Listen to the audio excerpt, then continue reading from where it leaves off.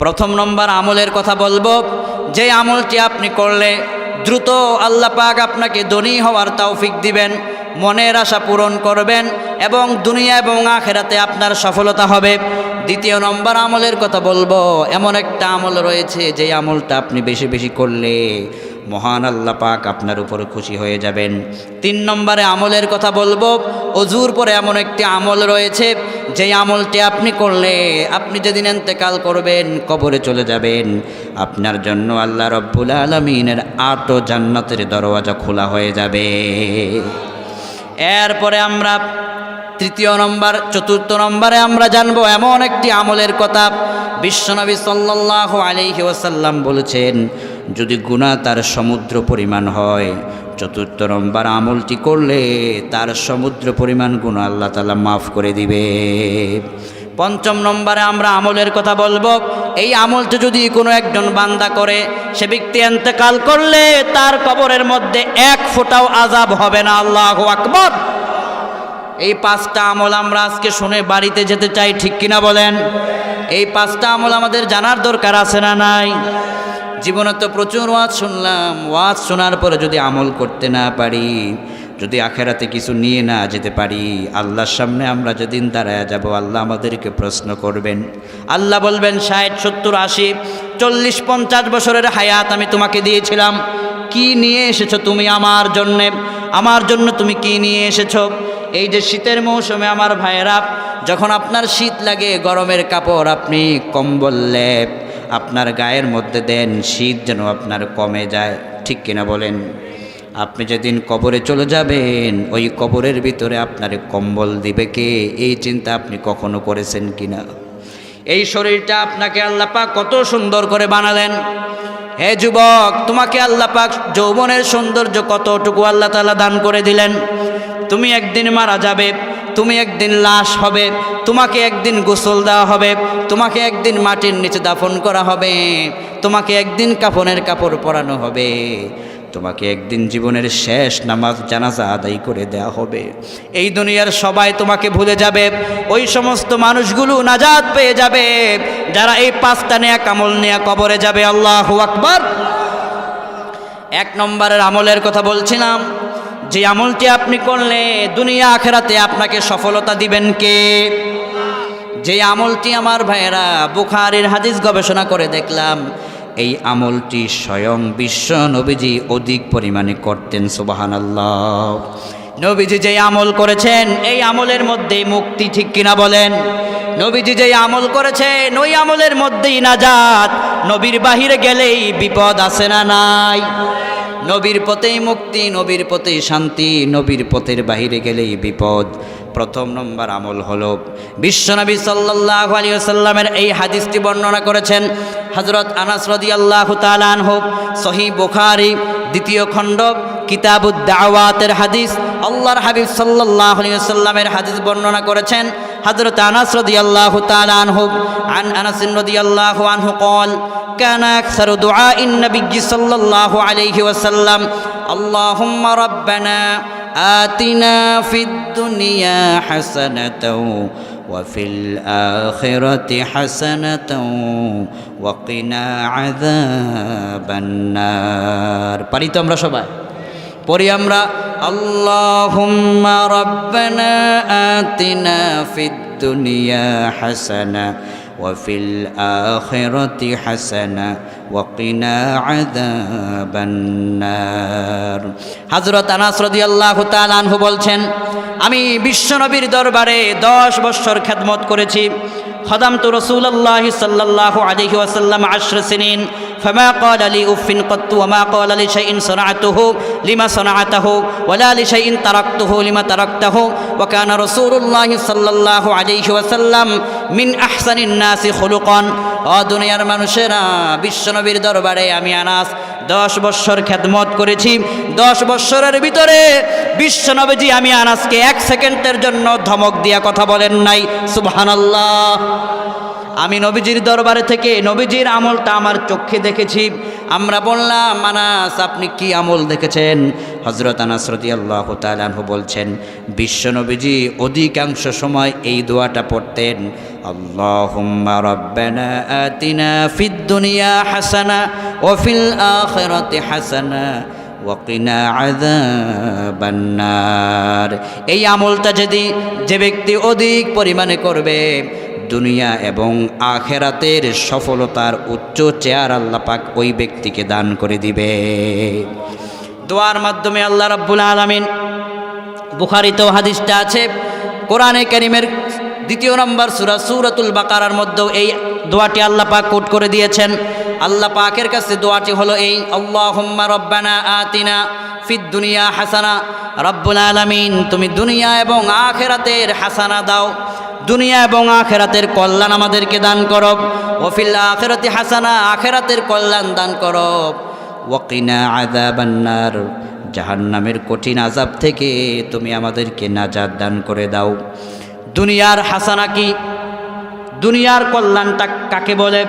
বিশ্বনবীর এই হাদিস ব্যাখ্যার ভিতরে মুহাদ্দিসিন কেরাম ব্যাখ্যা করেছেন, দুনিয়ার হাসানা হলো একজন মানুষকে চলতে গেলে একটা ভালো একটা বাড়ি লাগবে, ভালো একটা থাকার জন্য তার একটা ঘর লাগবে, সুন্দরী একটা স্ত্রী লাগবে। যারা যুবক তোমরা বিয়ে করো নাই, যদি এই আমলটা বেশি পরিমাণে করো, তোমাকে আল্লাহ রব্বুল আলামিন সুন্দরী রূপবতী একটা স্ত্রী আল্লাহ তোমাকে দান করে দিবে।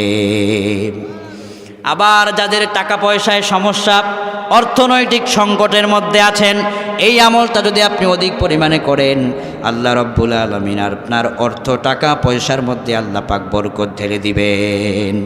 যারা ব্যবসা করেন, ব্যবসার উন্নতি নাই, এই আমলটা আপনি বেশি পরিমাণে করেন, আপনার ব্যবসার ভিতরে উন্নতি করে দিবেন কে? আবার যে ব্যক্তি, আমার ভাইয়েরা, মা বোনেরা যারা আছেন, আমার মা বোনেরা, মনের আশা পূরণ হয় না, এই আমলটা আপনি অধিক পরিমাণে করেন। আল্লাহর হাবিব বলেছেন, দুনিয়ার ভিতরে যত কল্যাণ আছে, দুনিয়ার ভিতরে যত হাসানা আছে, এই আমলটা করলে আল্লাহ তাকে তত কল্যাণ তত হাসানা দিয়া ধন্য করে দিবে।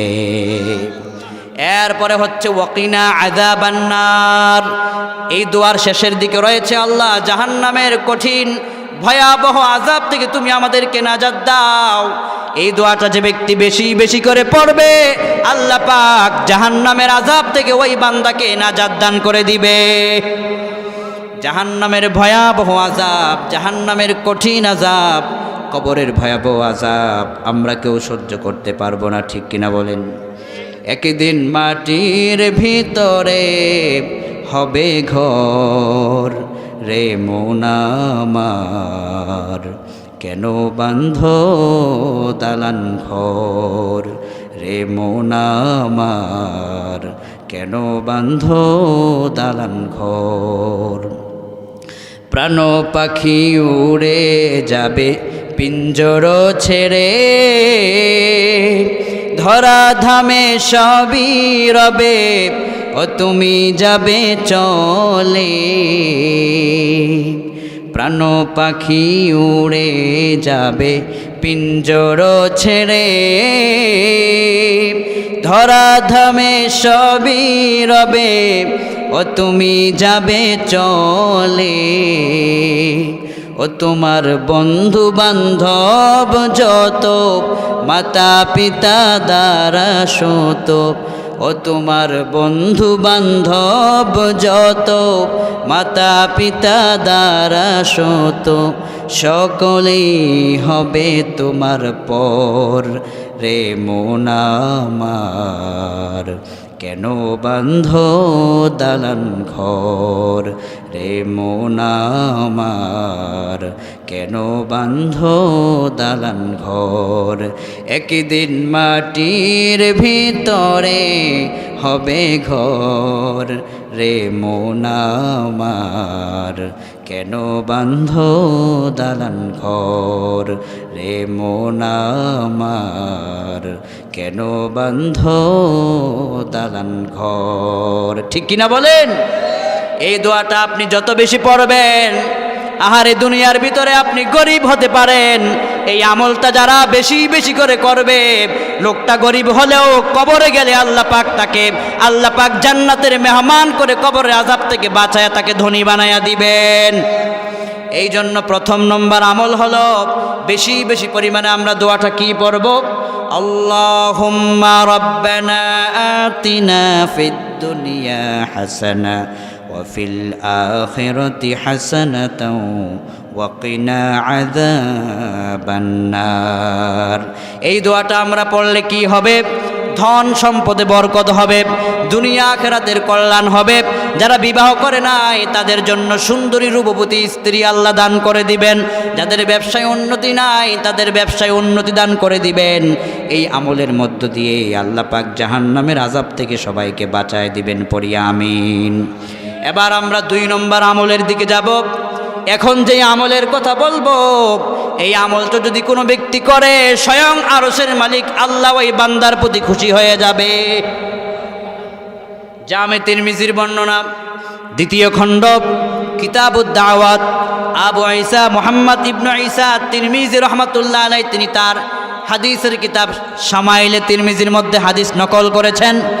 আল্লাহর হাবিব সাল্লাল্লাহু আলাইহি ওয়াসাল্লাম বলেছেন, ইন্না রাব্বাকা লা ইয়াজাবু মিন আবদিহি ইযা ক্বালা রাব্বিগফিরলি যুনুবি রাব্বিগফিরলি যুনুবি রাব্বিগফিরলি যুনুবি। যে ব্যক্তি অধিক পরিমাণে বেশি করে বলবে রাব্বিগফিরলি যুনুবি, হায় আল্লাহ তুমি আমার প্রভু, তুমি আমাকে ক্ষমা করে দাও, তুমি আমাকে মাফ করে দাও। বিশ্বনবী বলেছেন এই দোয়াটা যখন বান্দা পড়তে দেরি হবে, ওই বান্দার উপরে স্বয়ং আরশের মালিক আল্লাহ পাক খুশি হতে দেরি হবে না। আল্লাহকে যদি আপনি খুশি করতে পারেন, দুনিয়ার কারো কোনো প্রয়োজন হবে না। আল্লাহকে যদি আপনি খুশি করতে পারেন, দুনিয়ার ভিতরে আপনার কোনো ভয় থাকতে পারে না, ঠিক কিনা বলেন? কি দোয়া? রাব্বিগফিরলি যুনুবি, পড়ুন আমার সাথে, রাব্বিগফিরলি যুনুবি রাব্বিগফিরলি যুনুবি। আমাদের পাপগুলো মাফ করবেন কে? গুনাহ মাফ করার একমাত্র অথরিটি কার? আহারে জীবনে কত গুনাহ করেছেন, কত অন্যায় করেছেন। চোখটা বন্ধ করে দেখেন তো, চোখটা বন্ধ করে দেখেন তো, আপনার যদি 40 বছর হায়াত হয়ে থাকে, হে যুবক তোমার যদি 20 বছর হায়াত হয়ে থাকে, একটুক্ষণ গবেষণা করে তুমি দেখো 20 বছর হায়াতের ভিতরে আমল তুমি বেশি করেছো নাকি গুনাহ তুমি বেশি করেছো? তুমি দেখবে তোমার আমল নামার ভিতরে গুনার সংখ্যাটা বেশি। গুনার সংখ্যা যখন বেশি হয়ে যাবে, এই আমলটা বেশি বেশি করো, তোমার গুনাহগুলো অটোমেটিক তোমার আমল নামা থেকে ঝরে পড়ে যাবে। আমাদেরকে গুনাহ মাফ করার একমাত্র মালিক কার? আল্লাহ রাব্বুল আলামিন বলছেন, বান্দারে আহারে একজন মানুষ যখন গুনাহ করার পরে অনুতপ্ত হয়, তুমি কি পাহাড় পরিমাণ গুনাহ করেছো নাকি? কি হয়েছে? হতাশ হবার কোনো কারণ নাই। অনেকে বলে হুজুর গুনাহ তো অনেক করেছে এই জন্য নামাজ পড়ি না। আমি বললাম যুবক তুমি গুনাহ করেছো, কি হয়েছে? তোমার গুনার পরিমাণ যদি পাহাড় পরিমাণ হয়, আমার আল্লাহ পাকের রহমত রয়েছে তার চাইতেও আরো অনেক অনেক বেশি। তোমার গুনাহ কি পরিমাণ? পাহাড় পরিমাণ গুনাহ করেছো, কি হয়েছে?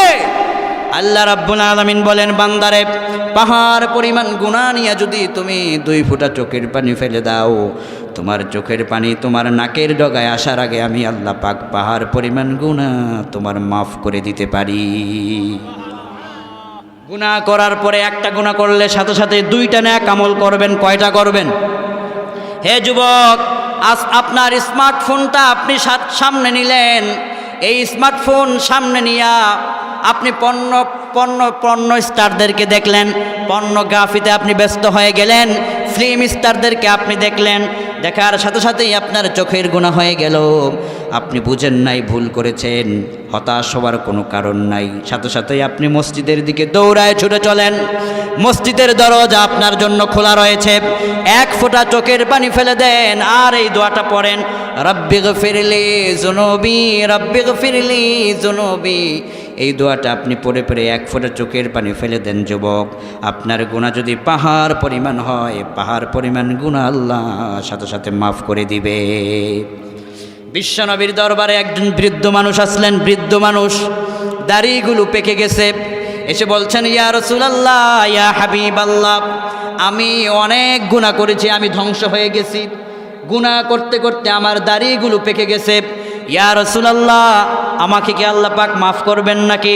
বিশ্বনবী বললেন, তুমি কি পাপ করেছো, কি অপরাধ করেছো, কি গুনাহ করেছো? লোকটি বললেন, আমি এত গুনাহ করেছি, আমার গুনাহগুলোকে যদি ভাগ করা হয়, এই গুনাহগুলোকে যদি ভাগ করা হয়, তাহলে একটা গুনার মহাসমুদ্র তৈরি হয়ে যাবে, গুনার মহাসমুদ্র তৈরি হয়ে যাবে। ওই গুনাহ যদি তামাম দুনিয়ার সকল মানুষকে ভাগ করে দেয়া যায়, তামাম দুনিয়ার মানুষগুলোকে আমার গুনার মধ্যে মানুষ হাবুডুবু খাবে। এত গুনাহ আমি করেছি, এত গুনাহ আমি করেছি। এবার বিশ্বনবী বললেন, হতাশ হয় না, তুমি অপেক্ষা করো, তুমি কি এই মুহূর্তে তওবা করবে নাকি? লোকটি বললেন, আমি তওবা করতে চাই। লোকটি তওবা করতে দেরি হলো, আকাশ থেকে কোরআনের আয়াত নাজিল হয়ে বান্দার আরশ পরিমাণ, পাহাড় পরিমাণ গুনাহ মাফ হতে দেরি হলো না। আল্লাহ পাক আয়াত নাজিল করে দিলেন, ইল্লা মান তাবা ওয়া আমানা ওয়া আমিলা আমালান সালিহান ফাউলাইকা ইউবাদদিলুল্লাহু সাইয়্যাতিহিম হাসানাত ওয়া কানাল্লাহু গফুরুর রহিমা। বান্দা যখন গুনাহ করার পরে ইমানের সম্পদ গ্রহণ করে তওবা করেছে, রব্বিগফিরলি যুনুবি, রব্বিগফিরলি যুনুবি দোয়াটা পড়েছে, আল্লাহ পাক বান্দার পিছনের তামাম জিন্দেগির 40-50 বছরের গুনাহ এই মুহূর্তে মাফ করে দিয়েছেন। আহারে, আল্লাহ পাক আমাদেরকে কত ভালোবাসেন দেখেন। শুধু তো গুনাহ মাফ করেন নাই, ইউবাদদিলুল্লাহু সাইয়্যাতিহিম হাসানাত। আল্লাহ আমাদেরকে কত ভালোবাসেন। গুনার আমলনামা, গুনাহ মাফ করার কারণে জায়গাটা খালি হয়ে গেল। আল্লাহ পাক চান না বান্দার জায়গাটা খালি থাক। আল্লাহ পাক তখন বলেন, ওই খালি জায়গাটাকে আমি আল্লাহ পাক অগ্রিম বেশি বেশি করে কি আমি আল্লাহ পাক নেক দিয়া দেই। ওই নেকের কারণে বান্দার আমলনামাটা পাহাড় পরিমাণ নেকের বোঝা হয়ে যায়।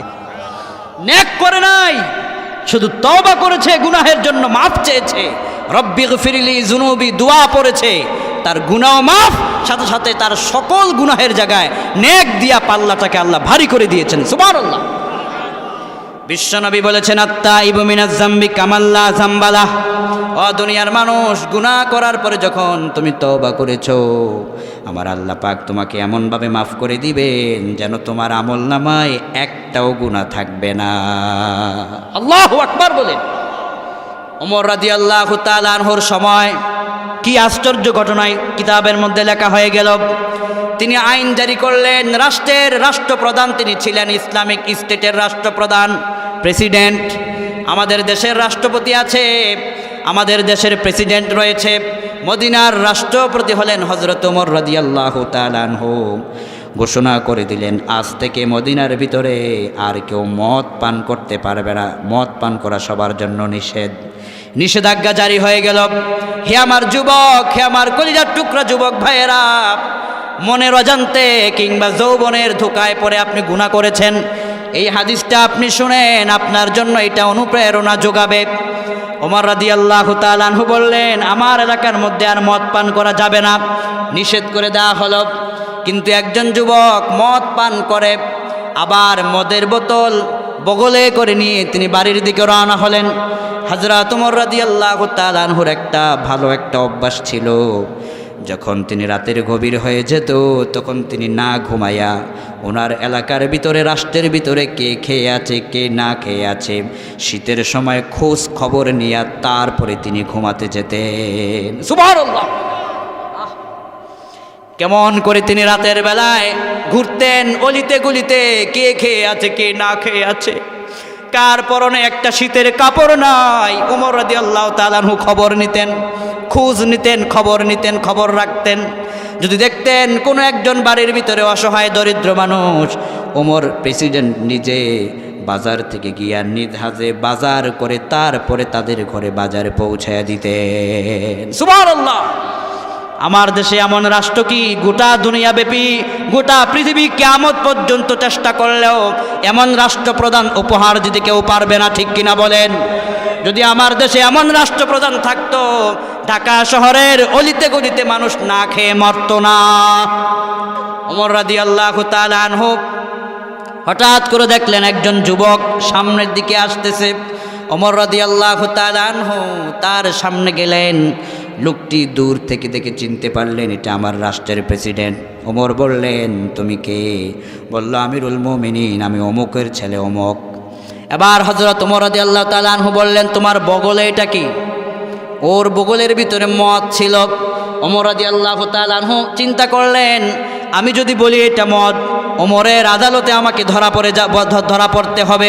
পরের দিন তিনি আমার জন্যে মামলা দায়ের করবেন, আমার বিরুদ্ধে বিচার নালিশ হয়ে যাবে, হয়তো আমার দণ্ড হতে পারে, মৃত্যুদণ্ডও হতে পারে।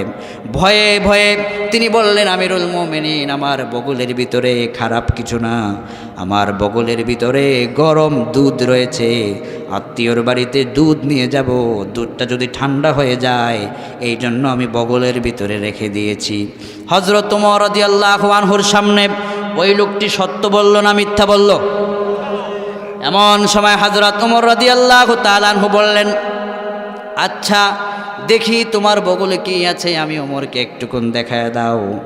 এবার ধরা পড়ল কি পড়ল না সবাইকে বলতে হবে। হঠাৎ করে বগল থেকে লোকটা ভয়ে ভয়ে বোতলখানা বের করলো।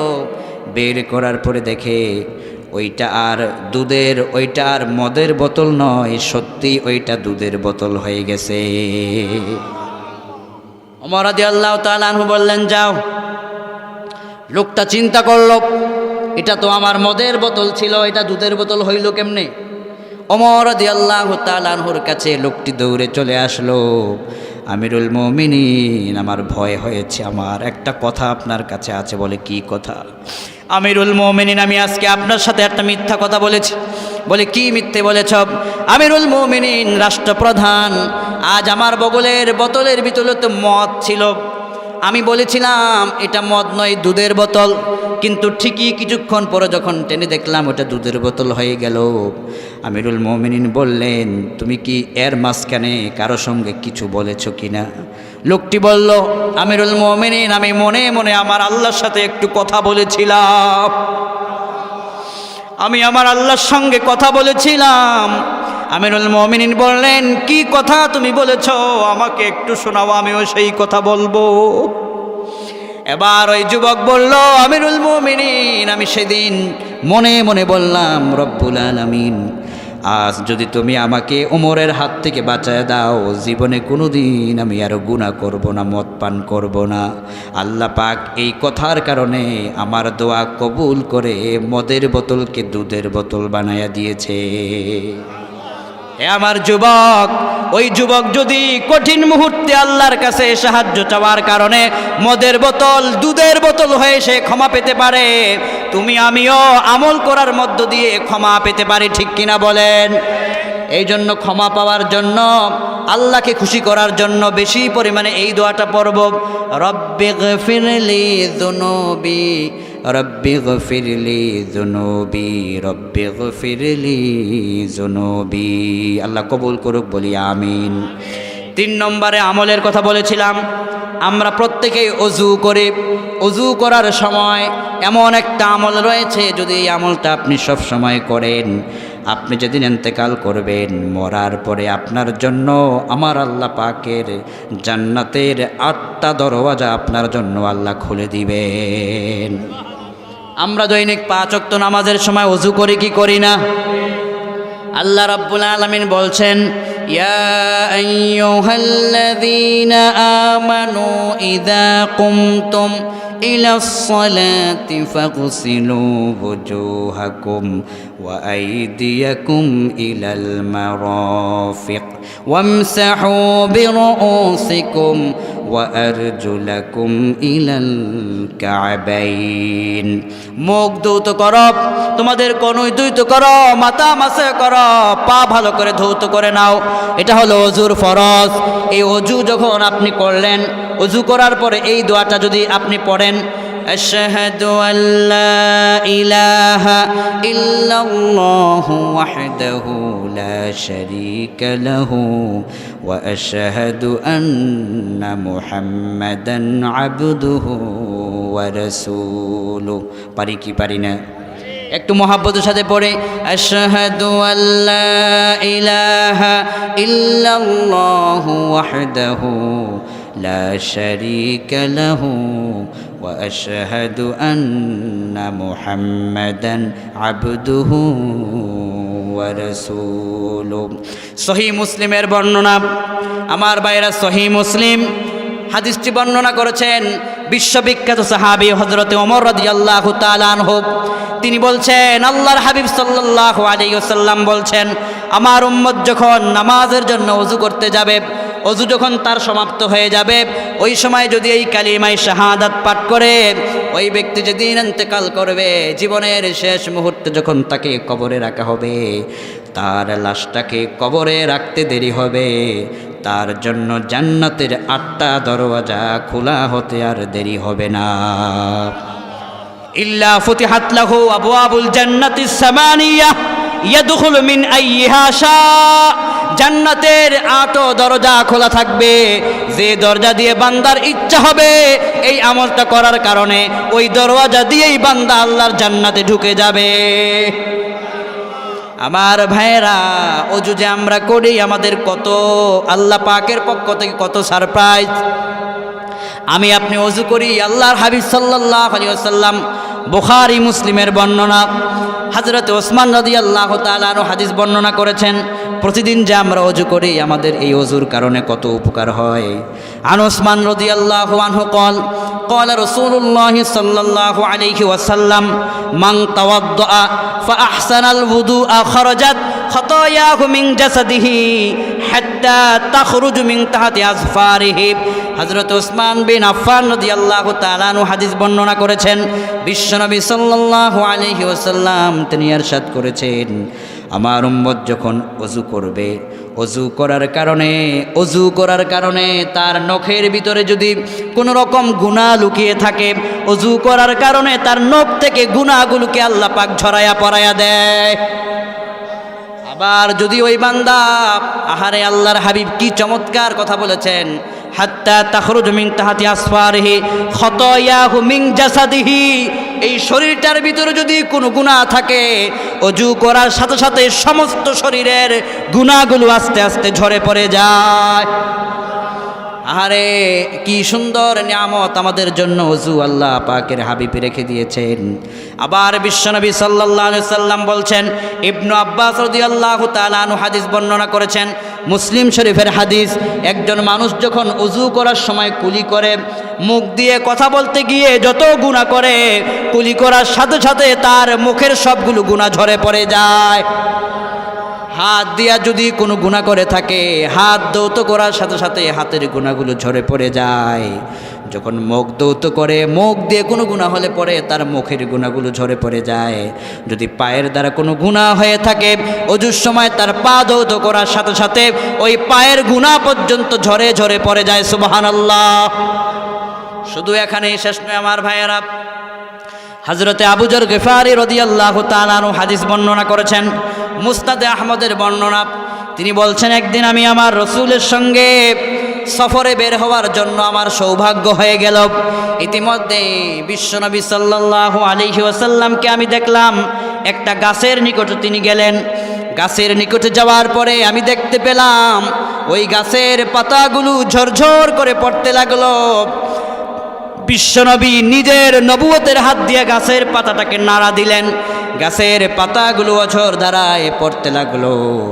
এমন সময় বিশ্বনবী বললেন, ইয়া আবা যার। আমি বললাম, লাব্বাইকা ইয়া রাসূলুল্লাহ সাল্লাল্লাহু আলাইহি ওয়াসাল্লাম। ইয়া রাসূলুল্লাহ, আমি আপনার খিদমতে উপস্থিত। বিশ্বনবী সেদিন বললেন, আবু যর শোনো, তুমি এদিকে আসো। এই যে গাছের ডালা ধরে আমি নাড়া দিলাম, তুমি কি দেখেছো নাকি? সাহাবী বললেন, ইয়া রাসূলুল্লাহ, আমি দেখেছি। বিশ্বনবী বললেন, পাতাগুলো পড়তে তুমি দেখেছো নাকি? সাহাবী বললেন, হুজুর আমি দেখেছি। এবার নবীজি বললেন, দুনিয়ার ভিতরে আমার উম্মতদেরকে তোমরা সুসংবাদ দিয়ে দাও। হযরত আবু যর রাদিয়াল্লাহু তাআলা আনহু বললেন, কি সুসংবাদ? এবার আমাদের প্রিয় রাসূল বললেন যারা দৈনিক 5 ওয়াক্ত নামাজের ভিতরে যাবে, ওই গাছের পাতা ধরে নাড়া দেওয়ার কারণে যেভাবে করে গাছের পাতাগুলো ঝরঝর করে পড়ে গেল, আমার উম্মত নামাজে দাঁড়াতে দেরি হবে, আমল নামা থেকে গুনাহগুলো ঝরে পড়তে আর 1 সেকেন্ডও দেরি হবে না। আবার বিশ্বনবী বললেন, তোমাদের বাড়ির পাশে যদি কোনো একটা নহর থাকে, ঝর্ণা যদি থাকে, ওই ঝর্ণার ভিতরে যদি দৈনিক কেউ 5 বার গোসল করে, শরীরে কোনো ময়লা থাকতে পারে নাকি? সাহাবাই কেরাম বললেন, না, কোনো ময়লা থাকতে পারে না। বিশ্বনবী বললেন, কোনো একজন বান্দা যদি দৈনিক 5 ওয়াক্ত নামাজ পড়ে, 5 ওয়াক্ত নামাজ পড়ার কারণে, অজু করার কারণে, অজুর পরে কালিমায়ে শাহাদাত পড়ার কারণে তার তামাম সারা 24 ঘন্টার গুনাহগুলো ঝরে ঝরে পড়ে যায়। এই জন্য আমরা ওযু শেষে এই আমলটা করব, কালিমায়ে শাহাদাত। এই আমলটা আমরা করলে পরে জান্নাতের 8 দরওয়াজা আপনার জন্য রেডি হয়ে যাবে। সুবহানাল্লাহ। কালিমায়ে শাহাদাত পারি তো সবাই? এই আমলটা ওযু শেষে আমরা করার চেষ্টা করব, বলুন ইনশাআল্লাহ। এরপরে 4 নম্বর আমল, আপনি যদি বলেন, হুজুর আমার গুনাহ তো সমুদ্র পরিমাণ হয়ে গেছে, আপনার এই প্রশ্নের জবাব সহিহ বুখারী 2য় খণ্ডের ভিতরে দেওয়া হয়েছে। কোনো একজন মানুষ যদি সমুদ্র পরিমাণ গুনাহ নিয়া এই আমলটা যদি দৈনিক 100 বার করতে পারে, তার গুনাহ সমুদ্র পরিমাণ থাকলেও আল্লাহ পাক তার গুনাহ মাফ করে দিবে। সহিহ বুখারী 2য় খণ্ড কিতাবুদ দাওয়াত, আবু হুরায়রা রাদিয়াল্লাহু তাআলা আনহু হাদিস বর্ণনা করেছেন। আন আবি হুরায়রা রাদিয়াল্লাহু আনহু قال قال رسول الله صلى الله عليه وسلم من قال سبحان الله وبحمده في يوم 100 مرة حطت خطاياه وإن كانت مثل زبد البحر। হযরত আবু হুরায়রা রাদিয়াল্লাহু তাআলা আনহু হাদিস বর্ণনা করেছেন, বিশ্বনবী সাল্লাল্লাহু আলাইহি ওয়াসাল্লাম বলেছেন, কোনো একজন মানুষ যদি দৈনিক 100 বার, কতবার? সবাইকে বলতে হবে কতবার? দৈনিক যদি 100 বার সুবহানাল্লাহি ওয়া বিহামদিহি এই আমলটুকুন করে, তার গুনাহ যদি সমুদ্রের ফেনার চাইতেও বেশি হয়, আমল করার সাথে সাথে আমল নামা থেকে তার গুনাহ ঝরে পড়ে যাবে। কোন দোয়া? সুবহানাল্লাহি ওয়া বিহামদিহি, সুবহানাল্লাহি ওয়া বিহামদিহি, সুবহানাল্লাহি ওয়া বিহামদিহি। প্রশংসা কার? পবিত্রতা বর্ণনা করলাম কার? আহারে আমার ভাইয়েরা, আপনি অবাক হয়ে যাবেন, আমরা দৈনিক 100 বার এই আমলটা করি, অথচ কোটি কোটি বার ওই গাছের পাখিগুলো আল্লাহর এই পবিত্র নামের তাসবিহ পাঠ করে। কোরআনে কারীম আপনি খুলুন, আল্লাহ রাব্বুল আলামিন বলছেন, সাব্বাহা লিল্লাহি মা ফিস সামাওয়াতি ওয়া মা ফিল আরদ ওয়া হুয়াল আজিজুল হাকীম। আসমানে যা আছে, জমিনে যা আছে, গোটা দুনিয়াতে যা আছে, পানিতে যা আছে, গাছের ভিতরে ছোট্ট ছোট্ট বাসার ভিতরে অনেক পাখি আছে না নাই? আল্লাহ পাক কোরআনের ভিতরে কি স্পষ্ট বক্তব্য দিয়েছেন, গাছের ভিতরে ছোট্ট ছোট্ট বাসার ভিতরে ওই পাখিগুলো যখন কিচিরমিচিরি ডাকে, পাখি কিচিরমিচিরি করে না, আল্লাহর সুবহানাল্লাহ নামের পবিত্র নামের তাসবিহ পাঠ করে। আল্লাহু আকবার বলেন। আবার তোমার ওই সমুদ্রের ভিতরে যত প্রাণীগুলো আছে তুমি দেখতে পারো, ওই প্রাণীগুলো আল্লাহ পাকের পবিত্র নামের সুবহানাল্লাহর তাসবিহ পাঠ করে। আসমানে যত আছে, জমিনে যত আছে।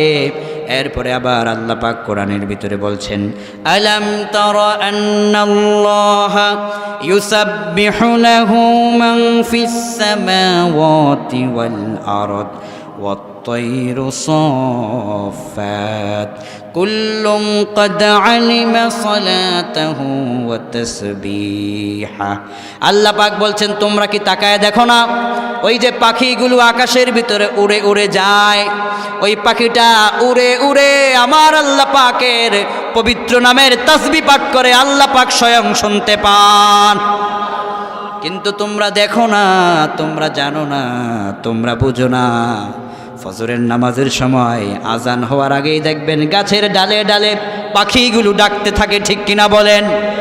আহারে কি সুন্দর করে ফজরের সময় কুহু কুহু করে ওই পাখির কণ্ঠের ভিতরে কণ্ঠ ভেসে ওঠে।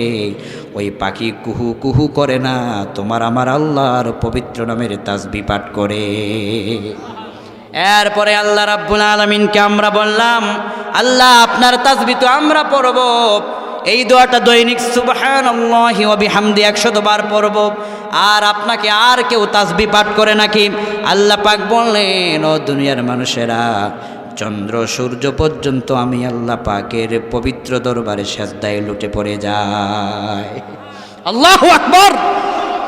আমরা বললাম সেটা কোথায় আছে?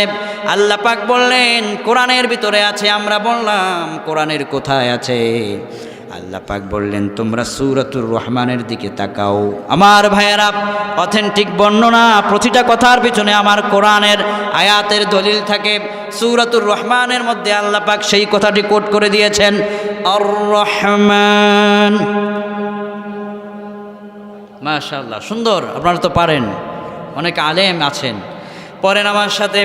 আর রহমান আল্লামাল কোরআন খলাকাল ইনসান আল্লামাহুল বায়ান আশ-শামসু ওয়াল কমারু বিহুসবান ওয়ান নাজমু ওয়াশ-শাজারু ইয়াসজুদান। আল্লাহু আকবার।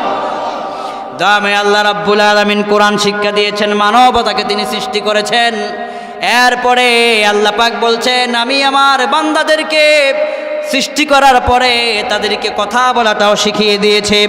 ও দুনিয়ার মানুষ, তোমরা যদি একটুকুন লক্ষ্য করে দেখো, আশ-শামসু ওয়াল কমারু বিহুসবান, চন্দ্র সূর্য আল্লাহ পাকের হিসাব মতো চলে। ওয়ান নাজমু ওয়াশ-শাজারু ইয়াসজুদান, তৃণলতা, এই যে গাছ গাছালি, সবাই আল্লাহ পাকের পবিত্র দরবারে সেজদায় লুটে পড়ে থাকে। আল্লাহু আকবার বলেন। বিজ্ঞানীরা আফ্রিকার জঙ্গল ভ্রমণ করেছিলেন, অনেক অনেক জঙ্গল ভ্রমণ করেছিলেন বিজ্ঞানীরা। জঙ্গল ভ্রমণ করতে গিয়ে তারা চোখে দেখতে পেরেছেন গাছগুলো যেন নত হয়ে সেজদার মতো হয়ে আল্লাহ পাকের পবিত্র দরবারে সেজদায় লুটে পড়ে আছে। আল্লাহু আকবার বলেন। আমার আল্লাহর পবিত্রতা বর্ণনা করে সবাই, আমার আল্লাহ পাকের মহিমা বর্ণনা করে সবাই। এই জন্য আমরাও সুবহানাল্লাহি ওয়া বিহামদি, তার পবিত্রতা বর্ণনা করব তার প্রশংসার সাথে। এই দোয়াটা দৈনিক 100 বার। কতবার? এই দোয়াটা দৈনিক 100 বার যে ব্যক্তি বলবে, হুত্তাত খতায়াহু ওয়া ইন কানাত মিসলা জাবাদিল বাহার, যদি তার গুনাহ সমুদ্র পরিমাণ হয়ে যায়, সাথে সাথে আমলনামা থেকে তার গুনাহগুলো আল্লাহ পাক ঝরায়া পড়ায়া দিবেন। এরপরে আমরা পঞ্চম নম্বর আমলটা যদি আপনি করতে পারেন, মরার পরে এই আমল করার কারণে আপনার কবরে এক ফোঁটাও আযাব হবে না। সুবহানাল্লাহ। এই আমলটা আমাদের সবার দরকার আছে না নাই? আমাদেরকে তো একদিন মরতে হবে, ঠিক কিনা বলেন? মাটির কবরেতে একদিন আমাদের সবাইকে যেতে হবে। কত মানুষের জানাজার নামাজ পড়লাম, একদিন আমাদের জানাজার নামাজ মানুষেরা পড়বে, ঠিক কিনা বলেন? কত জানাজার পড়েছি নামাজ, দিয়েছি কত দাফন, কত জানাজার পড়েছি নামাজ, দিয়েছি কত দাফন, কোথায় যেন আছে আমারও তৈরি সাদা কাফন, জানাজার পড়েছি নামাজ, দিয়েছি কত দাফন, কত জানাজার পড়েছি নামাজ, দিয়েছি কত দাফন। আমার তরি বাধায় আছে কোন শেখে আঘাটে, কোন মসজিদে এলান হবে সোয়াবে শেষ খাটে, আমার তরি বাধায় আছে কোন শেখে আঘাটে, কোন মসজিদে এলান হবে সোয়াবে শেষ খাটে, কখন কোথায় করবে দাফন আমাকে স্বজন, জানাজার পড়েছি নামাজ, দিয়েছি কত দাফন, কত জানাজার পড়েছি নামাজ, দিয়েছি কত দাফন। ঠিক কিনা বলেন? একদিন আমার জানাজা হবে, কবরে রাখা হবে। বিশ্বনবী বললেন, এই আমলটা যদি তোমরা করো হে যুবক, এক ফোঁটাও কবরে আযাব হবে না। বিশ্বনবীর হাদিস। আমরা বললাম সেটা কোন আমল? বিশ্বনবী বললেন, আমি আমার পবিত্র জবানে তোমাদেরকে বলে দিয়েছি। সহিহ জামে তিরমিজির বর্ণনা, আল্লাহর হাবিব এর হাদিসটি বর্ণনা করেছেন হযরত আবু হুরায়রা রাদিয়াল্লাহু তাআলা আনহু। عن أبي هريرة عن النبي صلى الله عليه وسلم قال إن سورة من القرآن 30 آية। ও দুনিয়ার মানুষেরা, কোরআনের ভিতরে এমন একটি সূরা আছে যেই সূরাটিতে আল্লাহ পাক 30 খানা আয়াত দিয়েছেন। কয়খানা আয়াত? আমরা বললাম সেটা আবার কোন সূরা?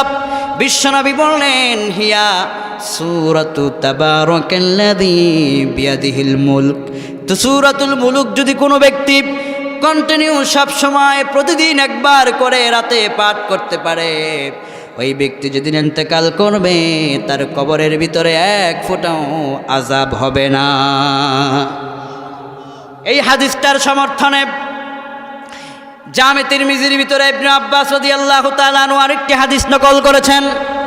কি চমৎকার একটা কবরের ঘটনা বর্ণিত হয়েছে। একদিন আল্লাহর হাবিবের একজন সাহাবী, তিনি তাবু গাড়লেন। তাবু গাড়তে গিয়ে তিনি কবরের উপরে তিনি তার তাবুকে তিনি গেড়ে দিলেন। তিনি জানতেন না যে ওই জায়গাটা কবর। হঠাৎ করে তাবুর ভিতর তিনি আরাম করতেছিলেন। হঠাৎ করে অলৌকিকভাবে কবরের পাশ থেকে আল্লাহর কোরআনে কারীম তেলাওয়াতের আওয়াজ তিনি শুনতে পেলেন। কোরআনের অলৌকিক আওয়াজ তিনি শুনতে পেলেন। সেই আয়াতটুকুন, সেই সূরাটুকুন অন্য কোনো আয়াত ছিল না, সেটা ছিল সূরাতুল মুলকের তেলাওয়াত। নবীজির কাছে এসে বললেন, হুজুর, আমি কবরের পাশে সূরাতুল মুলকের তেলাওয়াত শুনেছিলাম। বিশ্বনবী বললেন, সাহাবী, ও আমার সাহাবী, হিয়াল মানিআতু হিয়াল মুনজিয়াতু তুনজিহি মিন আযাবিল কবর। এই সূরাতুল মুলক এমন একটা সূরা, এই সূরাটা যে ব্যক্তি তেলাওয়াত করবে তার কবরের ভিতরে বিন্দু পরিমাণ আযাব হতে পারে না। যদি আপনি প্রতিদিন রাতে এই সূরাটুকুন আপনি তেলাওয়াত করেন, যেদিন আপনি মরে যাবেন কবরের ভিতরে আপনার লাশটা রাখা হবে। আল্লাহর হাবিব বলেছেন, একজন মানুষকে যখন কবরের ভিতরে রাখা হয়, কবরের ভিতরে আযাবের ফেরেশতা সর্বপ্রথম কোন দিক থেকে আসে? কোন দিক থেকে আযাবের ফেরেশতারা আসেন? ইমাম তিরমিজি হাদিসটি বর্ণনা করেছেন। বর্ণনাকারী হচ্ছেন হযরত আবু হুরায়রা রাদিয়াল্লাহু তাআলা আনহু। তিনি বলছেন, আল্লাহর হাবিব বলেছেন, কবরের ভিতরে আযাবের ফেরেশতা সর্বপ্রথম আসে পায়ের দিক থেকে। কোন দিক থেকে? পায়ের দিক থেকে আযাবের ফেরেশতা আসবে। আযাব দেওয়া যখন শুরু হয়ে যাবে, এমন সময় অলৌকিক আওয়াজ শুরু হবে, হে জাহান্নামের ফেরেশতা, এই বান্দাকে আযাব দেওয়া যাবে না। এই বান্দার পক্ষে আমি আল্লাহর কোরআন দাঁড়ায় গেলাম। আযাব চলে যাবে তার মাথার দিক থেকে। মাথার দিক থেকে অলৌকিক আওয়াজ চলে আসবে, বান্দাকে আযাব দেওয়া যাবে না, কারণ সে সূরাতুল মুলক তিলাওয়াত করতে। সুবহানাল্লাহ। আবার চলে যাবে তার মাঝ দিক থেকে, পেটের দিক থেকে গায়েবী আওয়াজ আসবে, তাকে আযাব দেওয়া যাবে না। দুনিয়ার ভিতরে সে আল্লাহর কোরআন তিলাওয়াত করতে। সুবহানাল্লাহ। সূরাতুল মুলকের আমলটা আপনি করেন, প্রতিদিন রাতে একবার আপনি পড়েন। এই সূরাতুল মুলকের মধ্যে আয়াত রয়েছে কয়টা? 30টা মাত্র আয়াত। আমি আপনাদেরকে একটুকুন পড়ে শোনায় দেই। আল্লাহ পাক যেন এই আয়াতের আমলের বরকত প্রত্যেকের সিনায় নাজিল করে পড়ি, আমিন। তাবারাকাল্লাযী বিয়াদিহিল মুলকু ওয়া হুয়া আলা কুল্লি শাইইন কাদির। الذي خلق الموت والحياة ليبلوكم أيكم أحسن عملا وهو العزيز الغفور الذي خلق 7 سماوات طباقا ما ترى في خلق الرحمن من تفاوت فارجع البصر هل ترى من فطور ثم ارجع البصر كرتين ينقلب إليك البصر خاسئا وهو حسير ولقد زينا السماء الدنيا بمصابيح وجعلناها رجوما للشياطين وأعتدنا لهم عذاب السعير وللذين كفروا بربهم عذاب جهنم وبئس المصير إذا ألقوا فيها سمعوا لها شهيقا وهي تفور تكاد تميز من الغيظ كلما ألقي فيها فوج سألهم خزنتها ألم يأتكم نذير الله أكبر বলেন এই সূরাটা আপনি দৈনিক কয়বার পড়বেন রাতের ভিতরে একবার পড়বেন আল্লাহ পাক আপনার কবরের ভিতরে এক ফোঁটা পরিমাণ আযাব হবে না সুবহানাল্লাহ আমার ভাইরা এই সূরাটা কোরআন কারীমের 29 নম্বর পারার 1 নম্বর পৃষ্ঠার ভিতরে আপনি পেয়ে যাবেন এই আমলটা আমরা সব সময় কন্টিনিউ করব আল্লাহ তৌফিক দান করুক বলি আমিন।